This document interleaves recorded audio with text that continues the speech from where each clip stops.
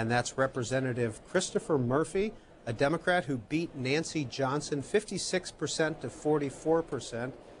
Congressman-elect Murphy, when did you first get interested in politics?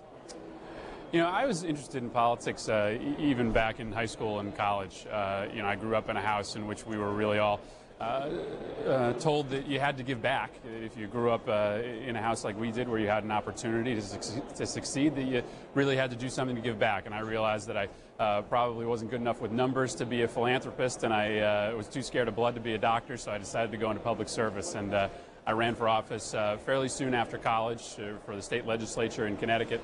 Served 8 years there, and then was just lucky enough to be elected to Congress in this last year. And it's an absolute thrilling day to be up here. As someone who's been interested in it since I was a child, to be here around people that you know you watched on TV and read about in the newspapers is just absolutely awe-inspiring. Congressman-elect Murphy is one of the youngest members of Congress, born in 1973. Have you been able to move into your office and get settled? We're getting settled. You know, I think the big revelation this morning was that we may have actually gotten the computers up and working. But we're into the office. We're getting our office up and staffed in Connecticut as well. We really wanted to hit the ground running. You know, I'm replacing someone who has been here for 24 years, and people had gotten used to, you know, being able to get their staff on the phone with a moment's notice, and we want to be able to replicate a lot of that right off the bat. Nancy Johnson served for several terms, and she's had a couple of tough races. What's your assessment if the environment hadn't been what it was this year?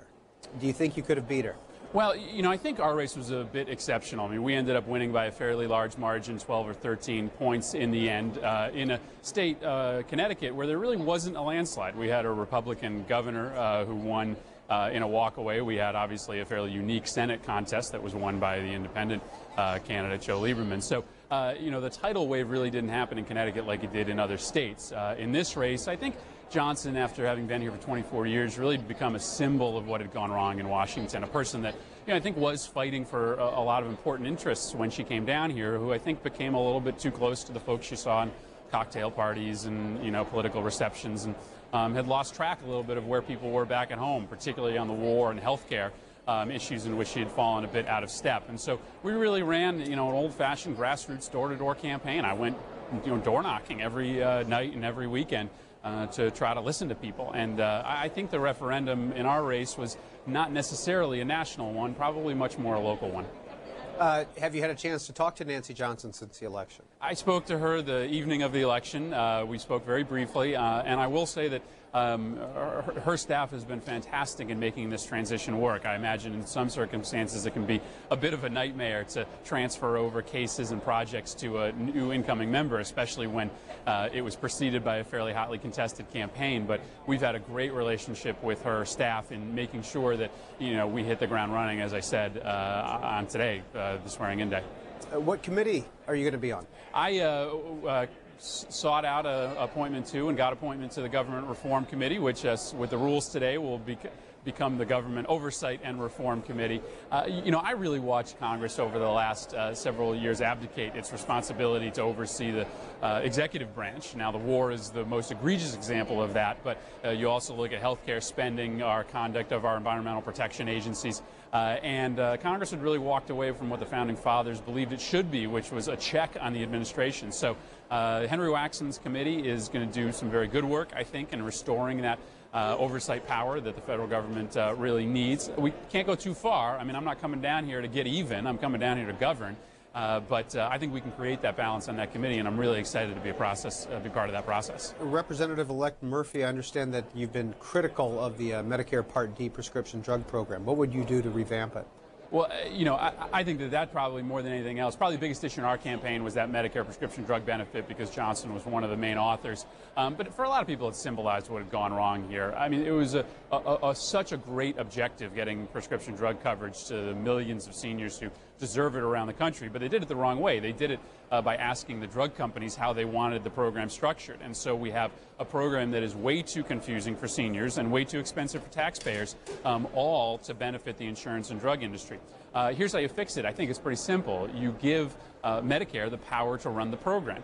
by doing that, you cut down on the number of programs that are offered. You could maybe have 6 or 7 reasonably diverse plans. And you also cut down on the costs, because by allowing the federal government to negotiate directly with the drug companies, you can save billions of dollars. Some estimates are upwards of $50 billion a year by getting those bulk purchasing discounts. I know we're going to make some important first steps in the first 100 hours by giving the federal government that power to bulk purchase drugs, but we need to go a little bit further in the coming 2 years to make that program work for seniors. If the president next week in his Iraq speech calls for more troops to Baghdad, what is your reaction?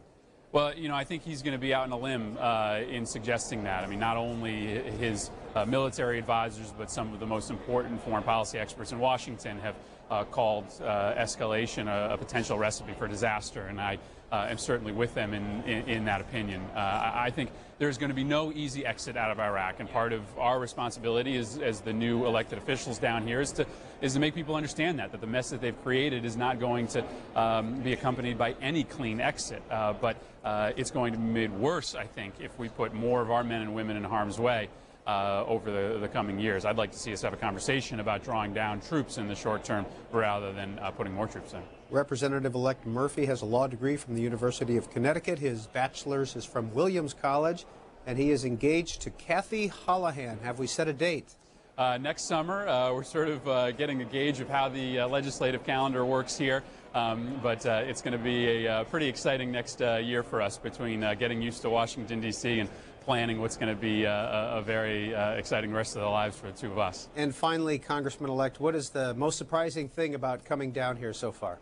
Well, I think the scope of it is just something that you can prepare yourself for. But, you know, I've been in the state legislature for 8 years, but it's nothing compared to coming down to Washington, D.C. Just trying to learn all of the names and faces of your colleagues alone is something that'll take me a few weeks. So as awe-inspiring as it is also daunting in that the learning process and the learning curve is going to be pretty steep.